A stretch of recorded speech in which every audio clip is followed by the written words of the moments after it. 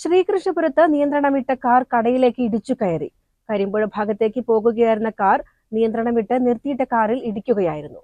ചൊവ്വാഴ്ച രാവിലെ 6ഓടെയാണ് അപകടമുണ്ടായത്. ആർക്കും പരിക്കില്ല.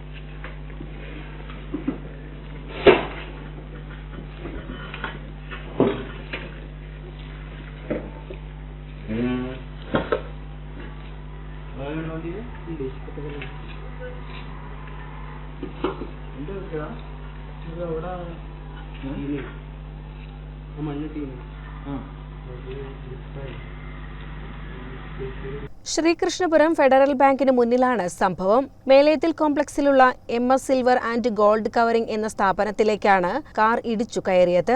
കടയുടെ ഗ്ലാസുകൾ, കമ്പ്യൂട്ടർ, സാധനങ്ങൾ തുടങ്ങിയവയ്ക്ക് കേടുപറ്റി. നിർത്തിയിട്ട കാറുകൾക്കും കേടുപറ്റിയിട്ടുണ്ട്. അഴുക്കുചാലും മറികടന്നാണ് കടയിലേക്ക് കയറിയത്. ചൊവ്വാഴ്ച രാവിലെ 5:55-നായിരുന്നു അപകടം. കാർ ഓടിച്ചിരുന്ന കോട്ടപ്പുറം കരിമ്പനവരമ്പ് സ്വദേശി ഉമ്മർ അലി പരിക്കില്ലാതെ രക്ഷപ്പെട്ടു. കൊപ്പത്ത് നിന്നും ആറ്റാശ്ശേരിയിലേക്ക് പോകുകയായിരുന്ന കാറാണ് അപകടത്തിൽപ്പെട്ടത്.